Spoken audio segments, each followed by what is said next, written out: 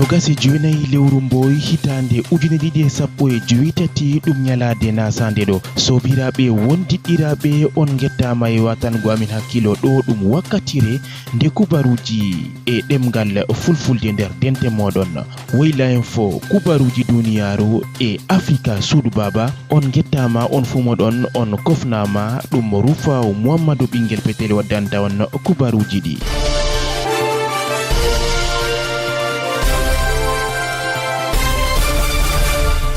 jonde jagorɓe leddi Cameroun dow ardungal jagorɗo arandejo ɗum hande nasande ɗo ha immeuble étoile berniwol Yaoundé lamorde leddi Cameroun jonde wowande ha nasande ragareri nder lewru fuu nasande nde kadi laati ɗum jonde nde lewru mboyɗo Yang Filemon hawtade e jagorɓe mako ɓe gidan e bo ɓe gaɗan gite dow jahargal kuuɗe kala jagoral fuu ha nder taskaram jonde nde ha immeuble étoile ɗo tawe bolide jagorɗo mo kuuɗe cembiɗe leddi Cameroun ko mbiyeten travaux public biyeteɗo Emmanuel Ngano Njumesi dow jahargal kuuɗe laabi nder leddi Cameroun e non bo boliɗe biyeteɗo Minette Libon Lilikeng jagorɗo mo halfitina sendito batake e humpotiraku foccingu ko mbiyeten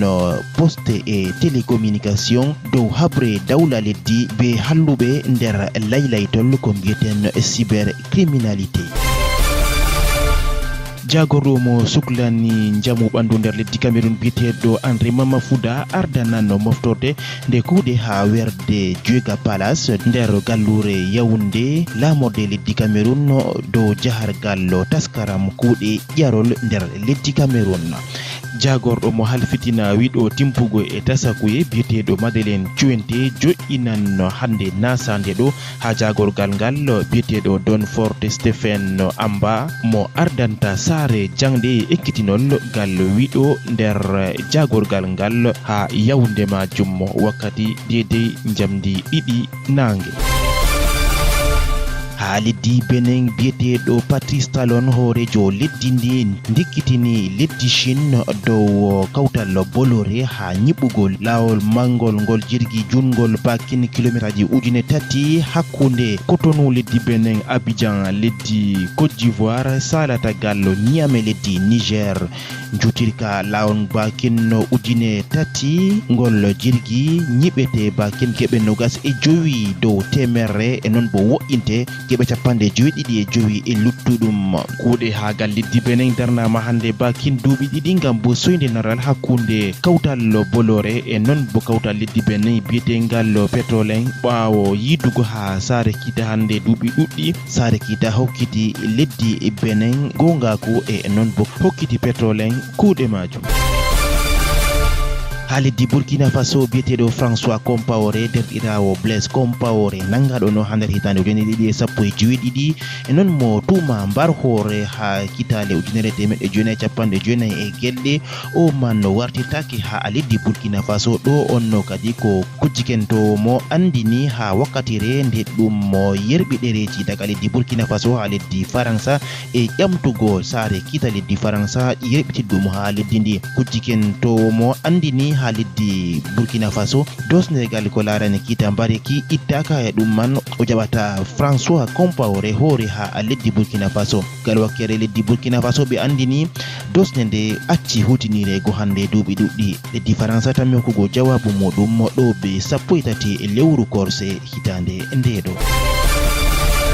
himɓe ujineje ɓiɓɓe leddi Gambi wala ɗereyel ngel carte d'identité ɗum man dunganangel huwugo nder leddi ndi hande duuɓi ɗuɗɗi ko mami wiya daga lewru korse hitande 2015 go ɗereyel ngel acci hokkego ha ummatore e ɗo man tammi neɓugo fahinno ngam ɗum fuɗɗite ngam bo nokkure nde kuuɗe hagal ko larani waɗugo carte d'identité ngel darnama e non bo hokkititgo ha kawtal gongal fotayi waɗe ngam bo ɓillaji tammi waɗugo hakkunde leddi Gambi e kawtal ngal ɗum man tammi waddango leddi ndi ɓillaji be yoɓugo ceede bakin millionji amma fodde nden kadi ɗum ɗaɓɓiti dabareji noy on ɗum waɗata ha ɗum hokkita ha kawtal gongal waɗugo ɗereyel ngel.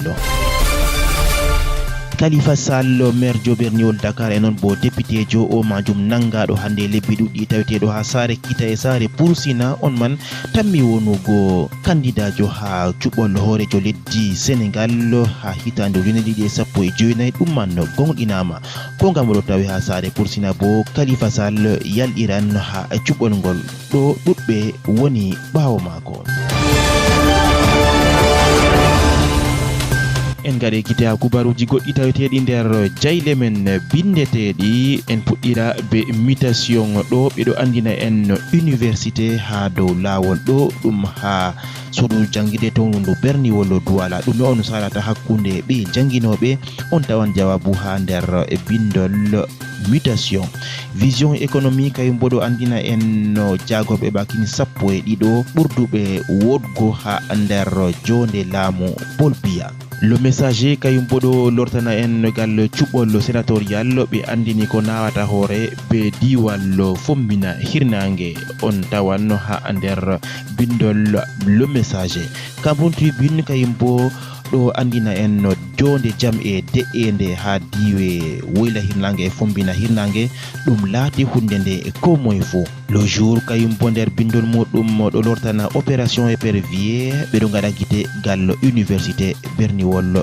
Douala. Info matin nder bindol muɗum ɗo lortana bindol Jeune Afrique be moy on tammi joɗugo ha nokkure nde hoorejo leddi Cameroun on tawan ɓe majum on Jeune Afrique andini tammi hosugo laamu ɓawo Paul Biya. L'essentiel kayum bo nder bindol muɗum ɗo andina en mbarga ngele e eko ɓe majum ittama nder ɓe tumaɓe wallitiɓe atangana kuna ngam dugugo mo leddi Cameroun. E singang nder bindol muɗum ɗo andina en bone ha nder layde ɗo kadigal ko larani opération épervier ɓe nangaɓe nder